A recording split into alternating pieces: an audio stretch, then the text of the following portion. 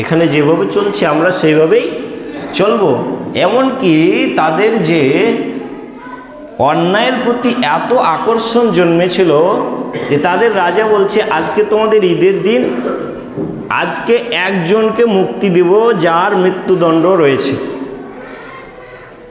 তারা ঈসা আলাইহিস সালামকে মৃত্যুদণ্ড দিয়েছে, আরেকটা ছিল বারাব্বা ডাকাত, এরও মৃত্যুদণ্ড আছে। তো বলছে এই দুইজনের মধ্যে তোমরা কার মুক্তি চাও? তার জাতি বলল, আমরা বারাব্বা ডাকাতের মুক্তি চাই। কতটা নিচে নেমেছে তারা! মানে ওই সময় হক কথা বলা, সত্য কথা বলাটা, মানুষকে অন্যায় থেকে বিরত থাকতে বলাটা এতই অপরাধ যে তার মৃত্যুদণ্ড দেওয়া হবে। ডাকাতকে মুক্তি দেওয়া হবে, কিন্তু তাকে মুক্তি দেওয়া হবে না। এরপর আল্লাহ তাআলা ঈসা আলাইহিস সালামকে আসমানে উঠিয়ে নিলেন।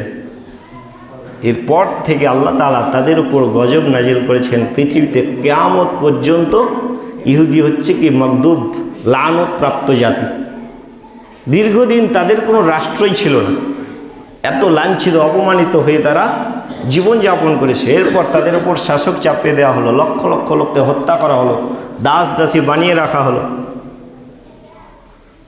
বর্তমানে এখন তাদের 1914 সাল থেকে ওই ফিলিস্তিনে তারা আবার একটা ছোট্ট রাষ্ট্র পেয়েছে, অল্প কিছু সংখ্যক লোক। তারপরও তাদের বিপর্যয়গুলো এখনও খুব কঠিন। পৃথিবীতে ফ্যাসাদ সৃষ্টিতে তারাই একমাত্র ওস্তাদ। আল্লাহ তাআলা তাদের কথা বলছেন যে তোমরা দুইবার পৃথিবীতে বিপর্যয় সৃষ্টি করবে। ফাইজা জাআ ওয়াদু উলাহুমা বাআসনা আলাইকুম ইবাদাল্লানা উলি বাসিন শাদীদিন ফাজাসু খিলালাদ দিয়ার।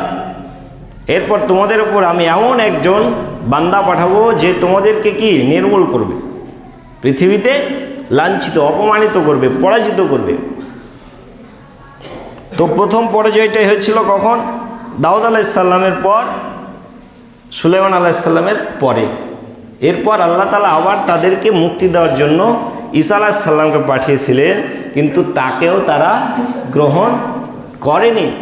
তাকেও হত্যা করার জন্য কি সর্বোচ্চ প্রচেষ্টা চালিয়েছে। শেষ পর্যন্ত আল্লাহ তাআলা ঈসা আলাইহিস সালামকে কি আসমানে উঠিয়ে নিয়েছেন। এরপরেই বনী ইসরাঈলের উপর আবার বিপর্যয় নেমে এসেছে, আবার তাদেরকে পৃথিবীতে লাঞ্ছিত অবস্থায় জীবনযাপন করেছেন। আল্লাহ তাআলা বলছেন, সুম্মা রাদাদনা লাকুমুল কাররাতা আলাইকুম ওয়া আমদাদনা বিআমওয়ালি ওয়া বানিনা ওয়া জাআলনাকুম আকসারা নাফিরা।